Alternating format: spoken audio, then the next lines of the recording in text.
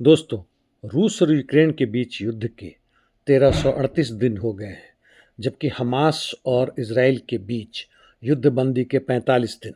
Israel द्वारा इस युद्धबंदी का लगातार उल्लंघन किया जा रहा है और हमास के प्रतिनिधि ने यूएस के प्रतिनिधि विटकॉफ और कुशनर कुशनर ट्रंप के दामाद हैं से बात करके कहा कि वह अब वापस युद्ध शुरू करने को तैयार हैं, क्योंकि जहां तक इजराइल की बात है, सीज फायर बेमानी हो चुका, हर रोज़ वह बॉम्बिंग कर रहा है तथा कंट्रोल जोन येलो लाइन के पार भी बढ़ाने की कोशिश कर रहा है, जो युद्ध बंदी का एक प्रमुख हिस्सा था। लेबनान पर भी लगातार हमला जारी है आईडीएफ द्वारा, और इस बीच में हुतीज ने कहा है कि इस तरह से इजराइल यदि युद्ध बंदी का मजाक बनाते रहा तो उससे वापस फिर युद्ध में आना होगा, यानी वह फिर से इजराइल के ऊपर अपने मिसाइल और यूएवी के द्वारा आक्रमण शुरू कर देगा। रूस यूक्रेन के युद्ध के बारे में बात करते हैं। दक्षिणी क्षेत्र में यानी जापोरिजिया में लड़ाई जबरदस्त जारी है।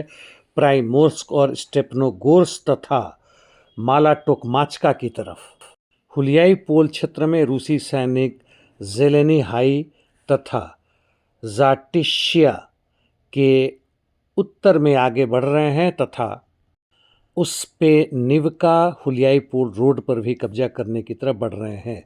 सटे हुए क्षेत्र निप्रोपेट्रोवस्क में आए तो वहाँ पे उन्होंने राडोस्तनोए पर कब्जा कर लिया है। वैसे रूसी सेना निप्रोपेट्रोवस्क के एक बड़े फ्रंट पे वो आक्रमण कर रही तथा आगे बढ़ रही है, सोफिवका और शाखो की तरफ से तक। पूर्व में पोक्रोवस पर तकरीबन रूस का पूरी तरह कब्जा हो गया है। वह वहाँ से नोवोपावलिवका की तरफ भी बढ़ रहे हैं तथा जहाँ तक मिर्नोग्राद की बात है उसके दक्षिण से आगे बढ़ रहे हैं। वह रोड हाईवे T0504 जो पोक्रोवस से मिर्नोग्राद तक जाता है रिवेने क्षेत्र से, उस पर भी उन्होंने बढ़त ले ली है और लगता है कि अब मिर्नोग्राद भी ज़्यादा दिन तक नहीं टिक पाएगा।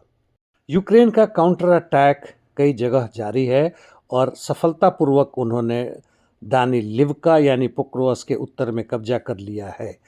शाखोस्की के तरफ रूसी सैनिक आगे बढ़े हैं और साफीवका, जिसकी मैं चर्चा कर चुका हूँ, उसके दक्षिण पश्चिम तथा व्लादिमीरिवका की तरफ बढ़ रहे हैं।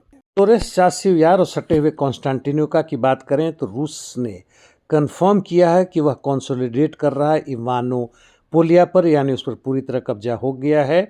और कॉन्स्टेंटिनोका के दक्षिण पूर्व क्षेत्र में अर्बन लड़ाई जारी हो गया है। सिवर्स्क में भी रूसी सैनिक दक्षिण से अंदर प्रवेश कर चुके हैं और एक जबरदस्त आक्रमण की तैयारी है। अब यूक्रेन के उत्तर पूर्व में आते हैं। लाइमान क्षेत्र में रूसी सैनिकों ने नोवोसेलिवका और स्टावकी पर कब्जा कर लिया है तथा वह वहाँ से लाइमान के उत्तर क्षेत्र में आगे बढ़ रहे हैं। यामपोल पर इनका पूरी तरह कब्जा हो चुका है। अब कुपियांस्क की बात करते हैं तो रूसी सैनिक यहाँ कंसोलिडेट कर रही है। उनका दावा है कि उस पर पूरी तरह कब्जा कर चुके हैं, हालांकि कुछ रेसिस्टेंस अभी भी है। जैसा मैंने परसों कहा था, उसके केंद्र और दक्षिण पूर्व में यूक्रेन और आईएसडब्ल्यू का कहना है कि अभी भी वहाँ लड़ाई जारी है, यानी कुपियांस्क पूरी तरह से रूस के कब्जे में नहीं है। लाइमान और कुपियांस्क के बीच में बोरिवस्का क्षेत्र में रूसी सैनिक बोरिस्का अंद्रिवका के पश्चिम में आगे बढ़े हैं तथा वह नोवोप्लाटा नोविका क्षेत्र में भी आगे बढ़ रहे हैं। यूक्रेन के उत्तर यानी वोल्चांस्क क्षेत्र में रूसी सैनिक मैक्सिमम वोल्चांस्क सिटी पर कब्जा कर चुके हैं तथा वह 400 मीटर साइनालनिकोव के पश्चिम में तथा 600 मीटर फॉरेस्ट बेल्ट है मिलोव खाटने क्षेत्र में आगे बढ़े हैं। सूमी में रूसी सैनिक 250 मीटर फॉरेस्ट बेल्ट राइट फ्लैंक में आगे बढ़े हैं। इंटरडिक्शन मिशंस दोनों तरफ से बहुत ज़बरदस्त जारी है। कुल मिलाकर देखें तो यूक्रेन का डिफेंस लाइन कई जगह पर क्रम्बल हो रहा है, यानी टूट रहा है। वह मुख्य रूप से है हुलियाई पोल, जापोरिजिया, निप्रोपेट्रोवस्क के सेक्शन पे, मिर्नोग्राड, कॉन्स्टेंटिनिवका, सिवर्स्क, लाइमान पर भी।